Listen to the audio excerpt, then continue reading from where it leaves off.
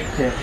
उसके बाद कई तरह के सवाल उठने लगे। किसान सर गए वहाँ पे, फिर इसके बाद अस्पताल चले गए। क्या इनको चोट लगी? क्या पुलिस ने नहीं, पुलिस ने किसी भी तरह का दुर्व्यवहार नहीं किया। हम पिछले 1.5 महीना से बीमार चल रहे थे और हमने ये सोच रहे थे कि बीपीएससी की परीक्षा है, ख़त्म हो जाएगी तो दे देंगे इलाज, अपना ट्रीटमेंट ठीक से करा लेंगे यहाँ पर।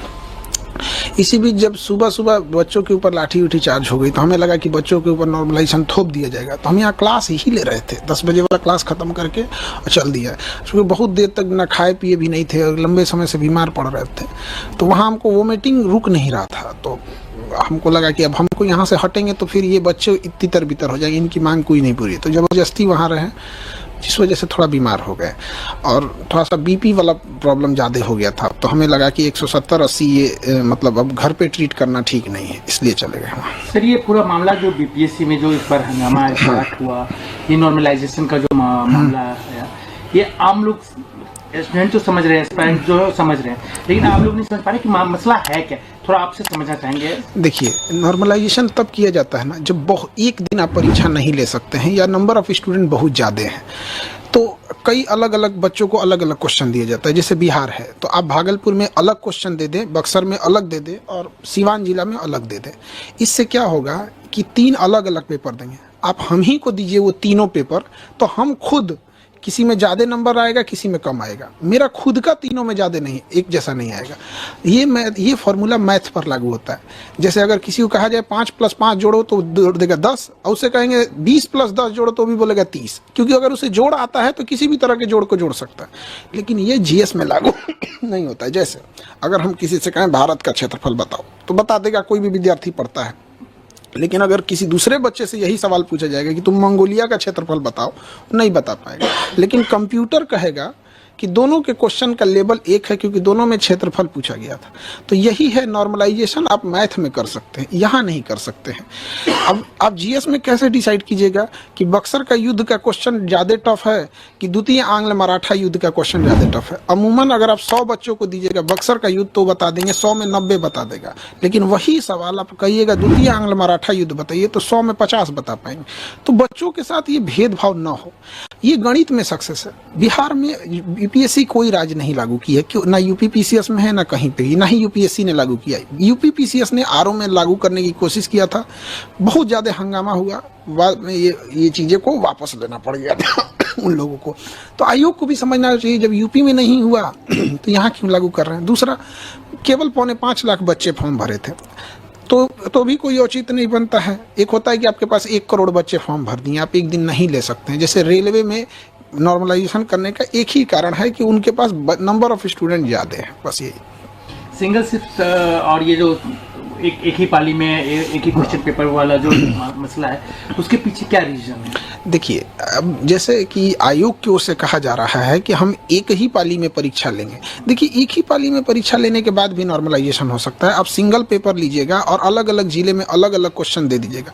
दूसरा, एक सबसे बड़ा इसका कारण क्या है, आयोग खुद डिसाइड करता है वो किसका जवाब देगा, किसका जवाब नहीं देगा। उसे स्टूडेंट के टेंशन से कोई मतलब नहीं है। जैसे ये सितंबर में परीक्षा होने वाली थी, फिर बाढ़ वगैरह के कारण नवंबर गई, फिर दिसंबर गई। शुरुआत में एक नोटिफिकेशन जारी किया गया, पूरे अखबार में चलाया गया कि 38 जिले का क्वेश्चन अलग अलग रहेगा।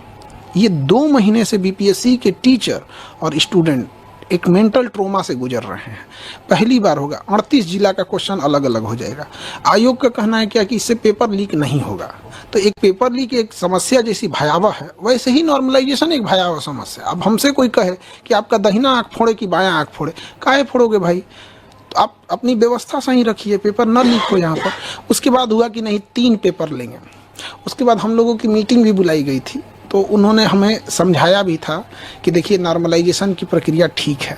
हम लोगों ने कहा था ये मैथ के लिए ठीक है। अब जैसे साड़ी भारतीय ड्रेस है तो महिलाओं के लिए ठीक है। अब आप ये कहिएगा कि खान सर कह रहे हैं कि साड़ी एक भारतीय ड्रेस है तो क्या हम साड़ी पहन के हम घूमेंगे? आप समझिए, ये मैथ के लिए ठीक है, आईआईटी में लगाइए, हम वो पहले से लागू है, हम कहीं उसका विरोध नहीं कर रहे हैं। लेकिन जीएस के लिए लागू नहीं है यहाँ पर, तो आयोग इसका खंडन नहीं किया। और सबसे बड़ा आग में घी का काम किया, 4 दिसंबर को आयोग ने एक नोटिफिकेशन जारी किया हर एक डिस्ट्रिक्ट मजिस्ट्रेट को कि हम आपको 3 तरह का पेपर भेज रहे हैं। और यहीं से ये आग फैल गई कि आप 3 तरह का पेपर क्यों भेज रहे हैं। हम लोगों ने कहा कि आप एक नोटिफिकेशन जारी कर दीजिए कि इन 3 पेपर में से किसी एक का ही प्रयोग आप सभी जिला में करिएगा। आयोग ने कहा कि हम नहीं बोलेंगे, तो हम लोग को मजबूरी में जाना पड़ा और वापस वहाँ से लौटे इसी आधार पे कि आयोग ने शाम को 7 बजे 8 बजे के बीच में एक नोटिफिकेशन जारी किया कि हम एक ही यूज़ करेंगे। हमारी बात खत्म हो गई। यहाँ पर सीधी सी एक छोटा सा नोटिफिकेशन आप ऑफिशियली दे देते तो कभी बवाल नहीं होता। एक शिक्षक से पूछिए, हम लोग चाहते हैं पढ़ाना, शांति से पढ़ाना, 10 घंटा 12 घंटा पढ़ाने के बाद इतना हिम्मत और होश नहीं रहता है कि हम लोग जाके सड़क पे जाके लाठी खाएं। लेकिन सर ये कहना चाहते हैं क्या केवल बीपीएससी नॉर्मलाइजेशन वाला पैटर्न तो नहीं अपना रही है, इससे पहले भी अपनाया गया है कई एग्जाम में? जो भी एग्जाम में अपनाया गया है उसमें 2 ही कारण रहे हों। या तो उस एग्जाम में ज़्यादातर प्रश्न साइंस या मैथ के रहे होंगे जैसे आईआईटी हो गया, या फिर उस एग्जाम में 1 करोड़ से ज़्यादा बच्चे बैठे होंगे जैसे रेलवे हो गया। तो जब बच्चे ज़्यादा बैठ जाते हैं तो वहाँ मजबूरी के कारण लेना पड़ता है, क्योंकि किसी राज्य की क्षमता नहीं है कि 1 करोड़ परीक्षा एक दिन में करा ले। और साइंस और मैथ में है कि वो नॉर्मलाइजेशन साइंस मैथ के लिए बना ही है। हमारे यहाँ ये दोनों चीज़ नहीं है। ना ही हमारे बीपीएससी में 1 करोड़ बच्चे हैं, 4.5 लाख बच्चे, उसमें भी एग्ज़ाम कितना दिए हैं, 3.5 लाख। तो आयोग के पास एक अनुभव होना चाहिए कि जितने फॉर्म भरते हैं वो सारे एग्ज़ाम नहीं दे देते हैं। और दूसरा, हमारे यहाँ जीएस भी नहीं है। पेपर लीक की समस्या कितनी बड़ी समस्या मानते हैं? क्योंकि जब भी होता है बिहार में हल्ला होता है कि पेपर लीक हो गया, हर जगह से यूयू छापा मारना चालू करती है, कहीं पकड़ाते हैं कहीं पकड़ाते हैं, तो ये कितनी बड़ी समस्या है बिहार की? देखिए, ये इससे बड़ी समस्या विद्यार्थी जीवन के लिए कोई नहीं हो सकता है। इसमें सबसे ज़रूरी चीज़ क्या है कि जिस पे शक हो उस पे नार्को टेस्ट कराया जाए। क्योंकि कई बार ऐसा क्या होता है ना कि कोई व्यक्ति खुद नहीं इन्वॉल्व होता है, लेकिन जब उसको पता होता है कि यह व्यक्ति पेपर लीक करा रहा है तो वहाँ आँख बंद कर लेता है। तो ये भी एक तरह का अपराध ही है। तो नार्को टेस्ट कराएं मीडिया के सामने, और इसके लिए कैपिटल पनिशमेंट, फांसी की सज़ा रखी जाए, उससे नीचे कोई सज़ा नहीं। हम लोग कोई प्रवोक नहीं किए। आप गर्दनी बाग में जो बच्चे प्रोटेस्ट किए थे, आप पूछिए पुलिस से कि एक गमला भी तोड़ा है बच्चों ने, एक गमला भी तोड़ा होगा तो हम बच्चों की जिम्मेदारी ले लेते। उन्होंने कुछ नहीं किया यहाँ पे। तो हम लोग ने कोई भी प्रवोक नहीं किया था इस तरह का। दूसरी चीज़ क्या है कि हम लोग वापस क्यों आए थे? एक छोटा सा नोटिफिकेशन के लिए। अगर आयोग लिबरल रहता, हठधर्मिता नहीं दिखाता, तो हम लोग वापस आ जाते। बिना मतलब के पुलिस को भी इंटरफेयर करना पड़ा। पुलिस का ये सब काम थोड़ी है कि कोई तांडव करे, बीच में पुलिस आ जाती है। आप मानते हैं कि ठीक है, बच्चे हैं, उनका जब हक मारा जाएगा तो प्रोटेस्ट करेंगे, क्या और क्या करेंगे, ईटा पत्थर तो चलाएंगे नहीं। लेकिन जब वो प्रोटेस्ट करने जाते हैं तो जिस तरीके से उन्हें ठंड में पीटी गई, दौड़ा के मारा गया, किसी का हाथ टूटा, किसी का पैर टूटा, ये बिल्कुल गलत है। वो बच्चे भी जो अधिकारी बने हैं लोग, वो भी एक समय में स्टूडेंट थे। और वो जितने वर्तमान अधिकारी हैं उनसे ही पूछते हैं क्या आप अपने स्टूडेंट लाइफ में नॉर्मलाइजेशन बर्दाश्त करते? वो नहीं बर्दाश्त करते। तो बच्चों को भी पीटा गया वहाँ पर, ये गलत है। यहाँ पर हम लोग भी जब बीपीएससी के लिए जा रहे थे तो डिटेन किया गया थोड़ी देर के लिए, बाद में छोड़ा गया जब नोटिफिकेशन आ गया तब। सर ये बताइए कि खान सर नॉर्मलाइजेशन को लेकर अब क्या करेंगे, आगे क्या करेंगे? अब ये 2024 पे तो नहीं होगा, 25 में भी लागू नहीं होने दिया जाएगा। अब इसके लिए हम लोग जहां भी जाना पड़े, संबंधित अधिकारी जिनको अवगत कराएं इन सब चीज़ों से, यही हम लोग। पेपर लीक हुआ है सर? अभी यहाँ पे तो आयोग अपना प्रेस कॉन्फ्रेंस अभी दिया है। अब उसके में आगे क्या कर रहा है आयोग का, अभी पूरी प्रेस कॉन्फ्रेंस चल ही रही है उनकी। ये प्रेस कॉन्फ्रेंस आयोग का खत्म हो जाता है तब हम कुछ बता पाएंगे, क्योंकि अभी तो प्रेस कॉन्फ्रेंस रनिंग है। रद्द कर दिया गया। हाँ, ये तो अभी बापू परीक्षा परिषद वाला को रद्द किया गया है। आगे पूरी प्रेस विज्ञप्ति क्या आती है, अभी वो प्रेस कॉन्फ्रेंस रनिंग में है, तो हम अभी पहले उसको पूरा देख लेंगे तब बता पाएंगे। पटना एडमिनिस्ट्रेशन की तरफ से एक सीसीटीवी फुटेज जारी किया गया, उसमें दिखाया गया है कि एक सेंटर पे कैसे जो है कुछ स्टूडेंट जो है निकल जाते हैं बाहर।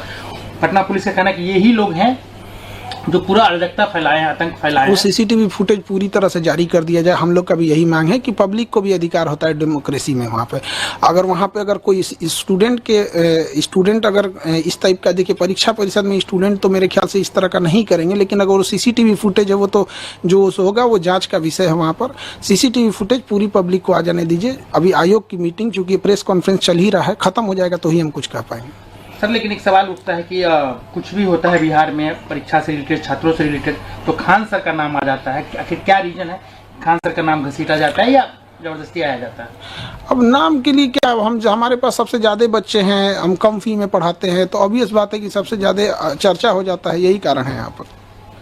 एक चीज़ और सवाल सर कि आगे भी जितने आप पे आरोप लग रहे हैं मतलब जो भी लगा रहे हैं, सोशल मीडिया के जमाना है, कोई भी उठता है किसी के बारे में कुछ भी लिख देता है, तो क्या आप छात्र के साथ रहेंगे? हम छात्र के लिए मेरा जीवन समर्पित है। रही बात सोशल मीडिया पे, तो हर छोटा इंसान बड़े इंसान पे आरोप लगाता है। ये सोशल मीडिया का एक फैशन, एक ट्रेंड बन चुका है। अब कोई उठ के कहेगा कि नरेंद्र मोदी का भाषण हम ही लिख के देते हैं, तो नरेंद्र मोदी तो उसको क्लियर करने आएंगे नहीं, वो तब तक चिल्लाते रहेगा कि हम इतने विद्वान हैं कि हम ही भाषण लिख के देते हैं। तो ये तो कोई बात नहीं ना होती है। अब आपकी तबीयत बिल्कुल स्वस्थ है? अब तो ठीक है, तबीयत ठीक है। एक चीज और सर की कहा गया कि आपको जब हिरासत में लिया गया तो क्या आपके साथ किसी तरह की ज्यादती हुई? क्योंकि आप इसके बाद अस्पताल चले गए तो लोगों को बहुत सारे सोशल मीडिया पे वीडियो वायरल हो गए कि आपके साथ मारपीट की गई है, आपकी तबीयत ठीक नहीं है, पुलिस के खिलाफ हमने देखा ट्रेंड बिहार पुलिस चलने लगी। नहीं, देखिए, ये जो भी अफवाह उड़ा रहे हैं गलत है। पुलिस ने मेरे साथ कोई ज्यादती नहीं की। थोड़े देर के लिए डिटेन रखा, जो लॉ एंड ऑर्डर के लिए पुलिस को करना पड़ता है, और वो पुलिस की, हम इसमें पुलिस का नहीं कहते हैं कि पुलिस ने गलत किया। पुलिस का जो कर्तव्य बनता उन्होंने उसको किया।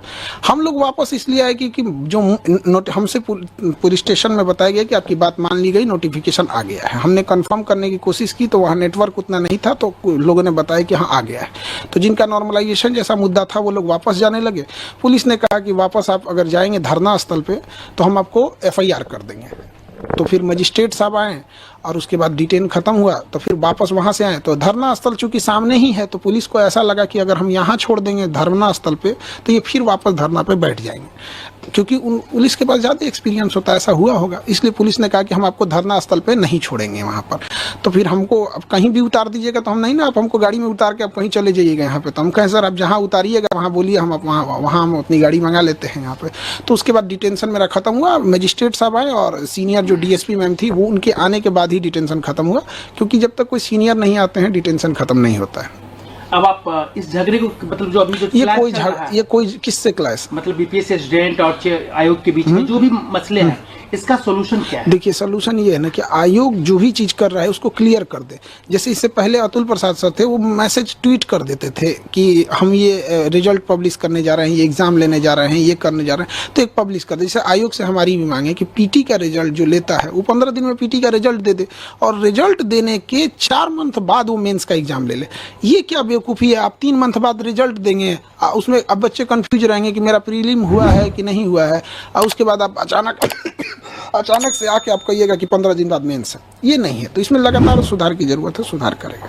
एक अंतिम सवाल, खान सर पटना वाले तो सब जानते ही हैं, आपके ही कम्युनिटी के एक ओझा सर थे, वो चुनाव लड़ने जा रहे हैं, तो क्या मतलब आपको लग रहा है कि? देखिए, पढ़े लिखे लोगों को राजनीति में जाना चाहिए, और हम जितने पढ़े लिखे युवा हैं सबको जाना चाहिए। यहाँ जो जा सकता है पढ़े लिखे लोग में, तो उनका है अपना अच्छा काम करेंगे वहाँ जाके, और सबका अपना व्यक्तिगत डिसीजन होता है।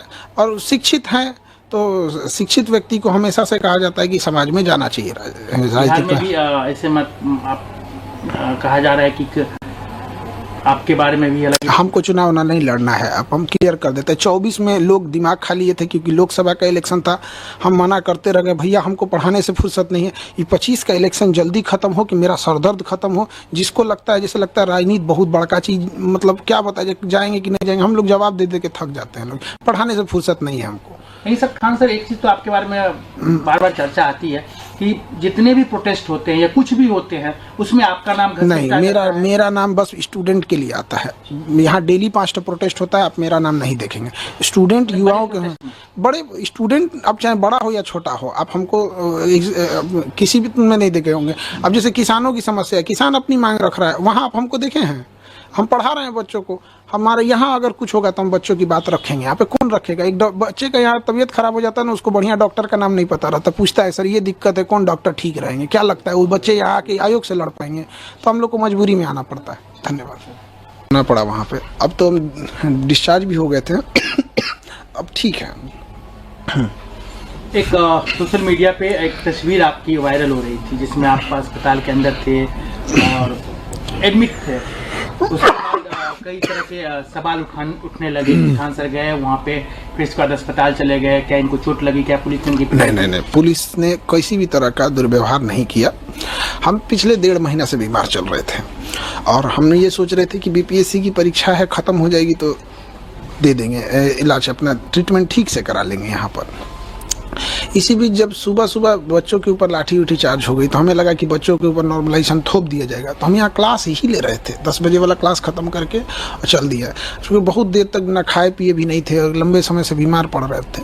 तो वहाँ हमको वोमिटिंग रुक नहीं रहा था, तो हमको लगा कि अब हमको यहाँ से हटेंगे तो फिर ये बच्चे तितर बितर हो जाएंगे, इनकी मांग कोई नहीं पूरी, तो ज़बरदस्ती वहाँ रहे, जिस वजह से थोड़ा बीमार हो गए और थोड़ा सा बीपी वाला प्रॉब्लम ज़्यादा हो गया था। तो हमें लगा कि 170-80 ये मतलब अब घर पे ट्रीट करना ठीक नहीं है, इसलिए चले गए वहाँ। सर, ये पूरा मामला जो बीपीएससी में जो इस बार हंगामा स्टार्ट हुआ, ये नॉर्मलाइजेशन का जो मामला है, ये आम लोग स्टूडेंट तो समझ रहे हैं, एस्पायरेंट जो है समझ रहे हैं, लेकिन आप लोग नहीं समझ पा रहे कि मसला है क्या। थोड़ा आपसे समझना चाहेंगे। देखिए, नॉर्मलाइजेशन तब किया जाता है ना जब एक दिन आप परीक्षा नहीं ले सकते हैं या नंबर ऑफ स्टूडेंट बहुत ज़्यादा हैं, तो कई अलग अलग बच्चों को अलग अलग क्वेश्चन दिया जाता है। जैसे बिहार है तो आप भागलपुर में अलग क्वेश्चन दे दें, बक्सर में अलग दे दें और सीवान जिला में अलग दे दें।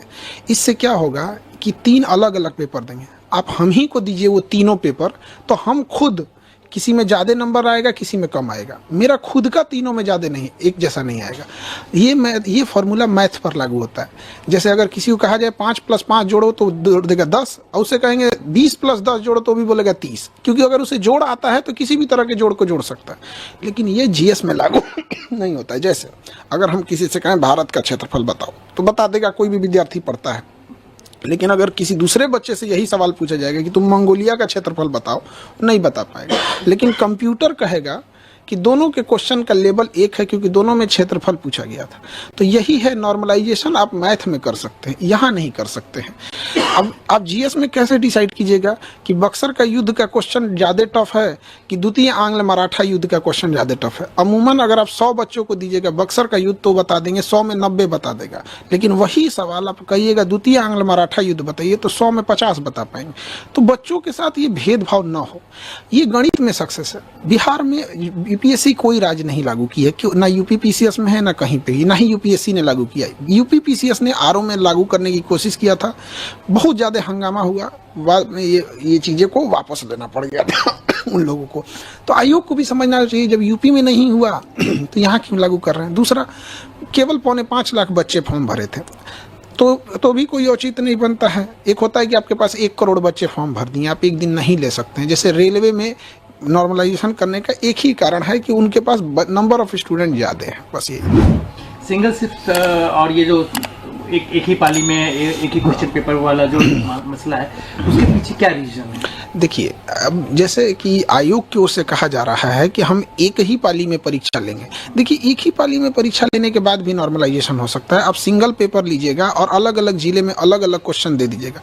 दूसरा, एक सबसे बड़ा इसका कारण क्या है, आयोग खुद डिसाइड करता है वो किसका जवाब देगा, किसका जवाब नहीं देगा। उसे स्टूडेंट के टेंशन से कोई मतलब नहीं है। जैसे ये सितंबर में परीक्षा होने वाली थी, फिर बाढ़ वगैरह के कारण नवंबर गई, फिर दिसंबर गई। शुरुआत में एक नोटिफिकेशन जारी किया गया, पूरे अखबार में चलाया गया कि 38 जिले का क्वेश्चन अलग अलग रहेगा। ये 2 महीने से बीपीएससी के टीचर और स्टूडेंट एक मेंटल ट्रोमा से गुजर रहे हैं। पहली बार होगा 38 जिला का क्वेश्चन अलग अलग हो जाएगा। आयोग का कहना है क्या कि इससे पेपर लीक नहीं होगा। तो एक पेपर लीक एक समस्या जैसी भयावह है, वैसे ही नॉर्मलाइजेशन एक भयावह समस्या। अब हमसे कोई कहे कि आपका दाहिना आँख फोड़े कि बायां आँख फोड़े, काहे फोड़ोगे भाई, तो आप अपनी व्यवस्था सही रखिए, पेपर न लीक हो यहाँ पर। उसके बाद हुआ कि नहीं 3 पेपर लेंगे। उसके बाद हम लोगों की मीटिंग भी बुलाई गई थी, तो उन्होंने हमें समझाया भी था कि देखिए नॉर्मलाइजेशन की प्रक्रिया ठीक है। हम लोगों ने कहा था ये मैथ के लिए ठीक है। अब जैसे साड़ी भारतीय ड्रेस है तो महिलाओं के लिए ठीक है। अब आप ये कहिएगा कि खान सर कह रहे हैं कि साड़ी एक भारतीय ड्रेस है तो क्या हम साड़ी पहन के हम घूमेंगे। आप समझिए, ये मैथ के लिए ठीक है, आईआईटी में लगाइए, हम वो पहले से लागू है, हम कहीं उसका विरोध नहीं कर रहे हैं। लेकिन जीएस के लिए लागू नहीं है यहाँ पर। तो आयोग इसका खंडन नहीं किया और सबसे बड़ा आग में घी का काम किया। 4 दिसंबर को आयोग ने एक नोटिफिकेशन जारी किया हर एक डिस्ट्रिक्ट मजिस्ट्रेट को कि हम आपको 3 तरह का पेपर भेज रहे हैं। और यहीं से ये आग फैल गई कि आप 3 तरह का पेपर क्यों भेज रहे हैं। हम लोगों ने कहा कि आप एक नोटिफिकेशन जारी कर दिए कि इन 3 पेपर में से किसी एक का ही प्रयोग आप सभी जिला में करिएगा। तो आयोग ने कहा कि हम नहीं बोलेंगे। तो हम लोग को मजबूरी में जाना पड़ा और वापस वहाँ से लौटे इसी आधार पे कि आयोग ने शाम को 7 बजे 8 बजे के बीच में एक नोटिफिकेशन जारी किया कि हम एक ही यूज़ करेंगे। हमारी बात खत्म हो गई यहाँ पर। सीधी सी एक छोटा सा नोटिफिकेशन आप ऑफिशियली दे देते तो कभी बवाल नहीं होता। एक शिक्षक से पूछिए, हम लोग चाहते हैं पढ़ाना, शांति से पढ़ाना, 10 घंटा 12 घंटा पढ़ाने के बाद इतना हिम्मत और होश नहीं रहता है कि हम लोग जाके सड़क पे जाके लाठी खाएं।